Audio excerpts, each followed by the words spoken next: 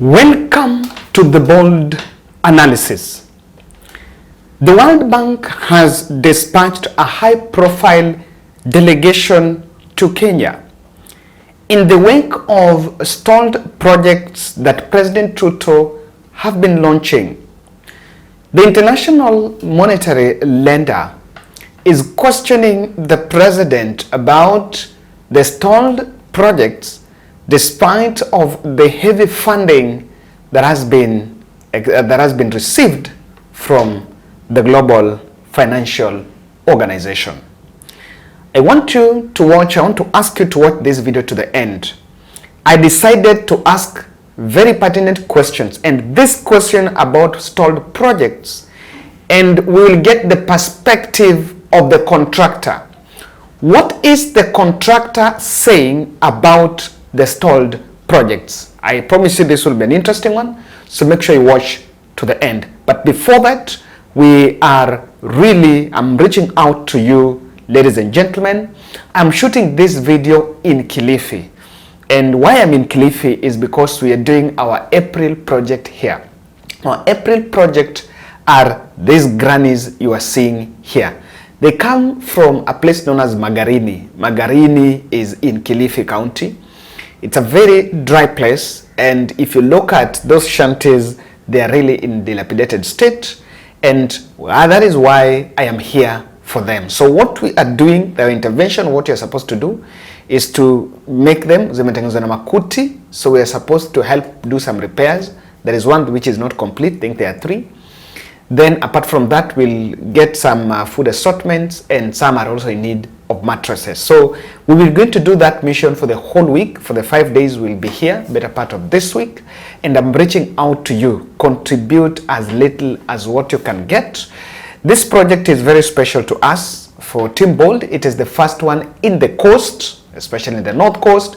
It's the first one outside in this area, and they were being supported by a former military officer who is a very good subscriber, very long founder member of this channel.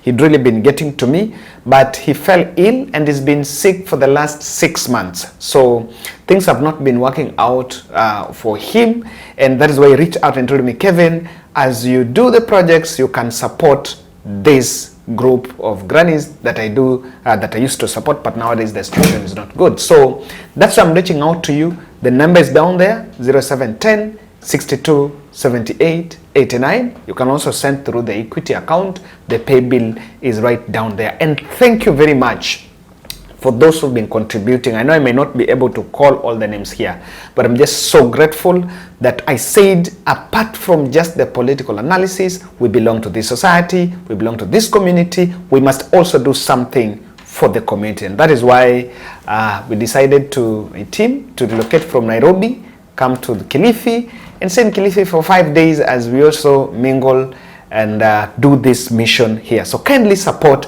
our Kilifi mission. I'll be so grateful.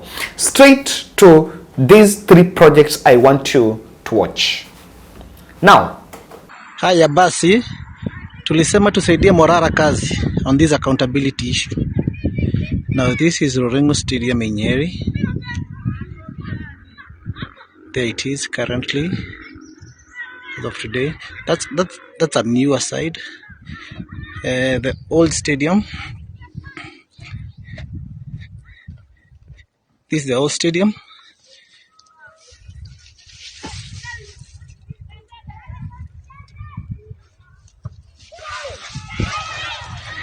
As you can see, there's still a lot of work to be done.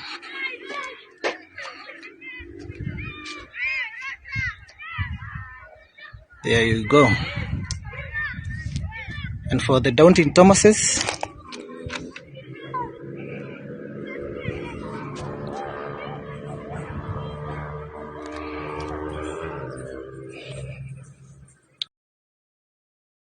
Tua Makweni, hamjambo? Hamjambo tena. Mimi nilikuwa hapa tarehe 27 mwezi wa 5 mwaka 2017. Ni kweli si kweli? Ni kweli. Sasa nimerudi hapa tena na nitaweka tena mpango ingine ya hii Water Stadium Makueni County ambayo ilikuwa na 1500 capacity stadium. Sijui kama tunaelewana. Tulikuwa tumeweka 299 million. Hiyo ni karibu milioni 300 kwa hii mradi. Tayari tumekwisha lipa contractor 126 million. Sijui kama tunaelewana. Sasa kukijengwa stadium hapa, hawa mama mboga hawa, na hawa watu makanga, na hawa vinyozi, na wale wabeba. Sasa hawa wote wataweza kufurahia manufaa ya hii stadium. Sijui kama tunaelewana. Nataka niwaeleze hivi. Tunataka amani katika taifa letu. Hatutaki fujo. Hatutaki siasa ya maandamano. Sijui kama mnanisikia hapa. Watu wa Makueni mnasemaje? Situpange hii kazi. Situlete kila mtu ndani ya serikali ya makabila yote. Bas, mimi nimekuja hapa. Sasa hii mradi nitafungua tena na tena hapa kando hapa. Nitaweka mradi ya housing units. Hapa kwa hii fence hii. Tayari hapo tushaweka mpango, tutajenga hapo housing units ambazo hawa vijana ambao hawana kazi wataweza kununua. Na hawa wafanyikazi wa serikali ambao wanatoza ushuru usiku na mchana, sasa wataweza kununua hizi nyumba ambazo tunataka kujenga hapa. Sijui kama tunaelewana. Salale, kweli nyinyi ni watu mmejielewa. So I'm here at Water Stadium in Makueni County to see where 126 million money ya Wakenya imetumika. Sasa in a couple of months the stadium in Wote will be complete. Bas, that was 2017 when he said that. Ndio hii. Mambo ni live. So in this episode of the Vampire Diaries, I've already shown you the Water Stadium. Now, just opposite the Water Stadium, my cameraman is going to show you. The Water Stadium is that fence that you see there. He's going to zoom it in for you. So that fence that you see there, that is Water Stadium. Now, directly opposite it, the bush has already been cleared. His Excellency President William Ruto now wants to build affordable housing. He will come here very soon to launch this one, affordable housing. Now, I want you to see what we have down here, just next to where he wants to build his affordable housing projects. Just look. Look at those houses. Those are several blocks of houses that were built. I heard many people discuss about, okay, you made promises, you haven't kept some of them. As we talk today, in 6 months' time, the stadium in Wote will be complete. Construction of Lower Nzoia Irrigation Project Phase 1, launched by His Excellency Honorable Daktari William Seno, by then Deputy President. Here in Buda line, unakula hadi masikini 5.8 billion. You can have a look at the site. Tafadhali, hii inakaa kaburi tu. Morara, please, wherever you are, visit Budalangi. Because wanasema hii Lower Nzoia purpose ilikuwa hiyo pesa ilikuwa ifungwe hizi mitaro from Ugunja. Kufungua tu mitaro, once wachafungua hizo mitaro, maji itakuwa ina supplywa kwa hizi schemes. But up to now, we've talked to the community, wanasema nothing has happened. 2019 down the line, 2019, ladies and gentlemen, up to now. Morara, please, where you are, kindly visit Budalangi. This is 5.8 billion. I'm talking about billion. Forget about million, billion, ladies and gentlemen. You can verify from X-handle of His Excellency William Samuel Ruto. August 6th, he posted this thing here in Budalangi. Please, you can see my site manager, you can see. Hapa hivi ni makaburi tupu. Hiyo mtaro yenye unaona hii. Hizi mitaro ndo zinafaa zifunguliwe. Nothing is happening. Nothing is happening. Hizi mitaro zifunguliwe, maji ingie kwa scheme, wananchi wa Budalangi, more than 12,000 households zifaidike. 10 acre of land ikuwe able to be supplied with water in this area. But what we can see here ni mang'ombe ndo zinajienjoy na hii kaburi ya baba William Ruto. Those three projects one is in Trans Nzoia, the canal, Ruringu Stadium, in Nyeri and Wote Stadium in Makueni. Those 3 projects have stalled. Now, one thing I did, I reached out to some very senior project managers that are linked to 2 of these projects. I'll not tell you which one and which one, but out of the 3 I spoke with the 2 who reached out and were able to answer questions, because the question I wanted to hear is, we've got what the media is splashing stories about how the president is launching. Kebaso has been moving and has been asking the questions about the stalled projects, and the state has been quiet.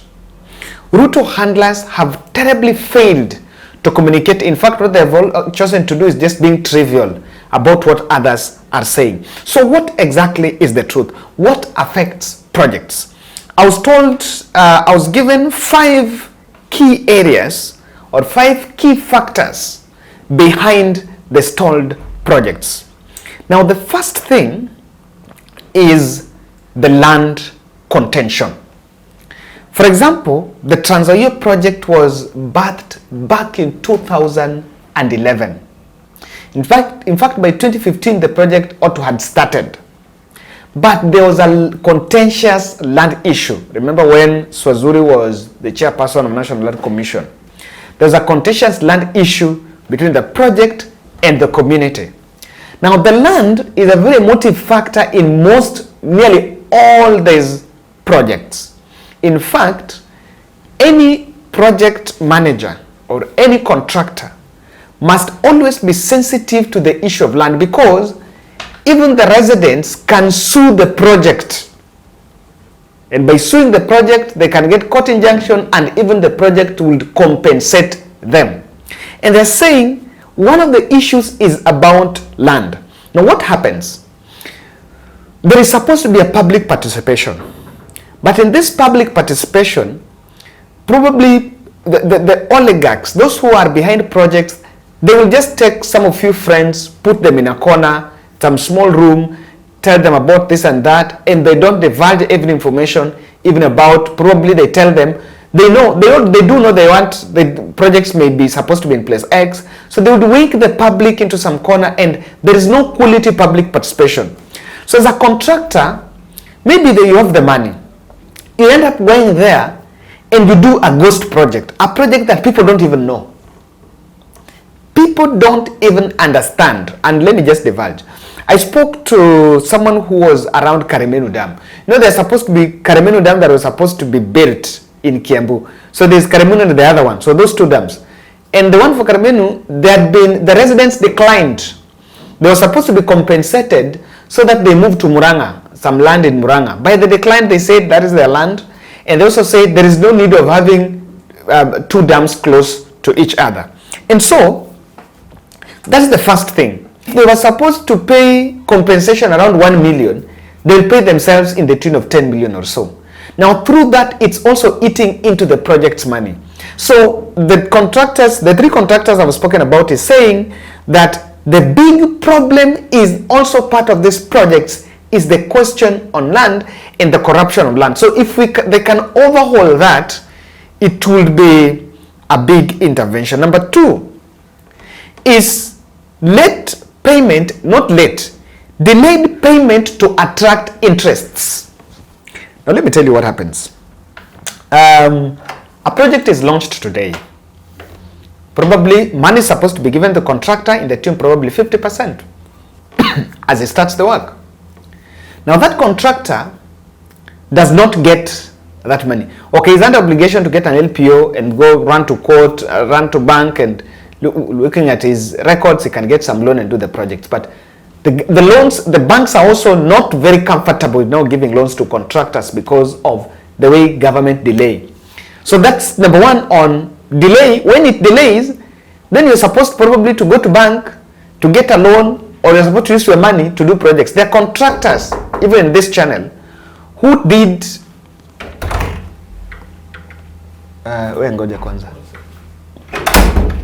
there are contractors who even did some work. Sorry, there is someone who is doing the general cleaning here. There's some contractors who did some work and they did not deliver. Now, they ran into debts and they even had to walk out of that space. So number 2 is delayed payments. Already the person who is supposed to pay you knows very well that the more that money is delaying, it's attracting interest. But it is being done artificially so that the interest can be attracted. The more you get that interest, that interest is going to be shared by the government officials on that end. In fact, he's saying this delayed payments is also caused by government receives some money, especially during electioneering period. Some loan hits the account on, that's like on 6th, and it's done structurally, probably on 6th of August, and elections on 9th. So during that transition, there is nothing really going on. That money is rerouted into some bank account so that it attracts interest. The moment it attracts interest, what this ministry will be doing is to delay this project. It can be delayed even for 2 years. I'm not telling the president pesa isha ingia. President cannot be able to track everything. Then one day later, and this is a project that probably had been launched. It was supposed to have started. Then 2 years later, after they have collected that money, have gotten the interest, they now rescoop the money and tell the president go and launch, and the money started. So the whole space, or rather the whole artificial delay of payment is also another factor. And in fact, we're saying not defending president. Now, what the president's team does is the State House team, they know the president have an appetite of just launching. So they will just send him to launch without even due diligence. Number 3, there's some cabinet resolutions that are just patched during campaigns without even funding, without an idea, or rather even without the feasibility test, whether that project ought to be there. I want you to listen to this statement by Kebasu when he was speaking in K24. Yeah. Some issues, some novice issues are not taken. On the 1st of July, he cannot. Just a moment. On the 1st of July, but you see, he has to withdraw some of these. Okay, I withdraw. Okay. He has to withdraw some of these shenanigans. I withdraw. On a national platform, we are talking on a serious things. Okay, so we are talking on serious things. He has to be serious. Let me. Yes, this is can't be well noted, kindly. This is very serious. I withdraw the injection. Let me now inject a bigger injection. I've withdrawn the small injection that I was injecting you with. Let me inject a bigger one. On the 1st of July 2022, President William Ruto held a rally at Ishiara, Mbeere North, his constituency. And this is what he said. Nyinyi watu wa hapa Ishiara, mimi nataka kuwaahidi. President was not in Ishiara in July. Well, in July 2022. 1st of July. He's talking about the campaign period. The proof is here. William Ruto live from Ishiara. 1st July 2022. Are you still denying? Before elections. I can even show you the video. He was campaigning to be president. Okay, this is what he said. He was not president. Okay. This is what he said. Yes, okay. He was not president then. Yeah, he wasn't. Nyinyi watu wa hapa Ishiara, mimi nataka kuwaahidi kwamba hapa Ishiara hapa tutajenga KMTC ya hapa Ishiara. Ni kweli si kweli? Sijui kama tunaelewana. I want to ask the people of Mbeere North who are watching me this morning. Do you have a KMTC at Ishiara which President William Ruto promised you? Because we are talking about fake promises. Promises that are said but never materialized. Get this. He was hitting and was asking, they was telling the MP that president went to somewhere in Embu and promised a KMTC. Now you realize that MP, Ruku, could not even defend whether they are in need of a KMTC. In fact, that MP doesn't even know. So you know what happens? When he goes into a campaign trail, they make some promise somewhere that it doesn't even have an idea whether an KMTC is needed there. But because he needs to tell the audience something, he just find out saying. So what will happen is, the more the public will start demanding, the president will now start forcing issues around the ministry, around some funding, then just rush and go and launch.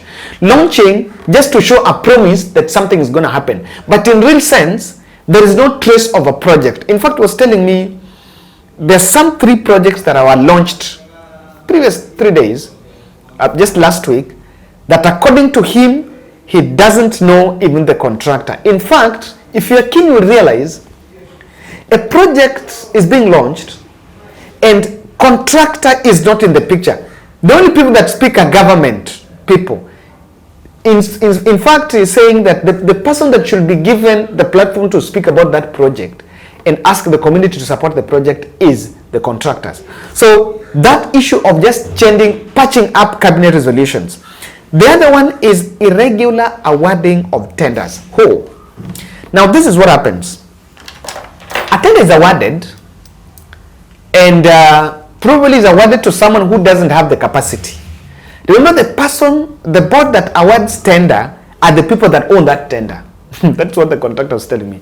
Wale wenye wanakupatia ile zabuni, wao ndo wenye ile zabuni.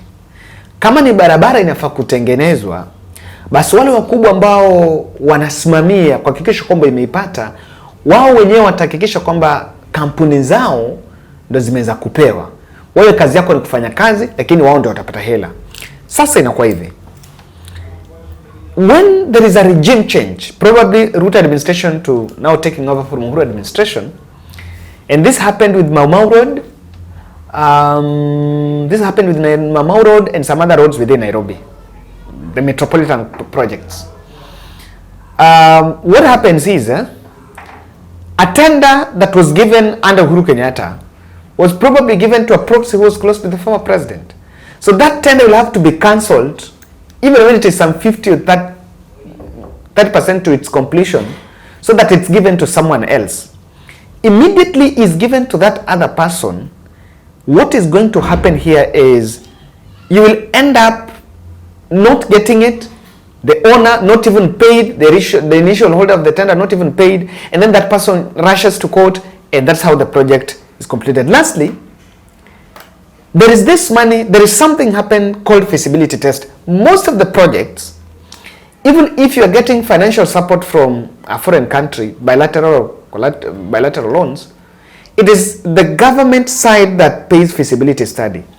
Now that feasibility study is normally rushed. The feasibility ni kuhakikisha just to test that is this project going to be here. If you follow the case about Aurora and Kimwarer, it was about feasibility. That money is released immediately because that money is released to the contractors, the local contractors here rushes for that money. It's the easiest kickback kwamba you go and test kama your soil, can a dam be built there, can that agriculture project, irrigation scheme be held there, can that road even, can that place, a 7-story building be constructed there. So the feasibility money that is released is eaten. Now they are under pressure because they released the feasibility to do the test earlier before even the initial loan comes.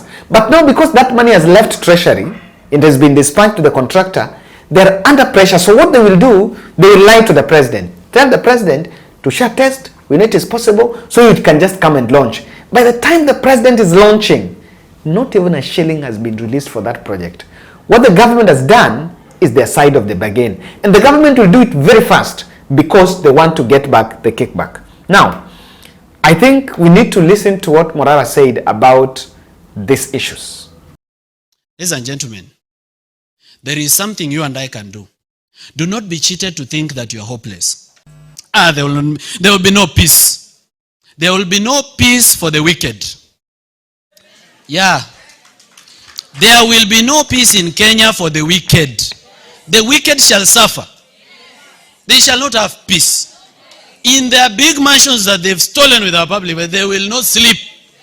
In those beds that they've imported from abroad, instead of promoting local carpenters, there will be no sleep. They will chase ghosts. They will have insomnia. They will go abroad to be treated and there will be no cure. Nothing can cure incompetence. There is nothing that can cure corruption. There is nothing that can cure bad governance. There is nothing that can cure killers.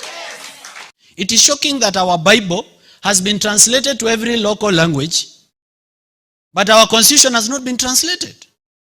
We need to translate the constitution to every local language because even the colonialists that colonized this country, they came lying to us in the name of religion. They have misused the name of our God, this King Saul and his prophets of Baal. It's the same God that gave us minerals. We have gold, we have oil, we have chromium, We have uranium that is not to the benefit of the people of Kenya. It is being mined, taken abroad as soil. They say we are taking soil samples for clinical research, for geospatial research.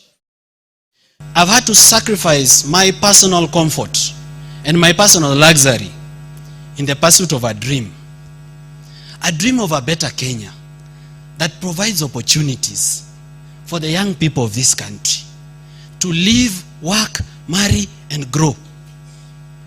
And I'm so sad that that future is being stolen by a criminal enterprise that has taken over our governance and our institutions, belittled the value of ethics, demoralized people of good integrity. They have made a mockery of public funds, pilferage, wastage, corruption. They don't do anything if it doesn't benefit them.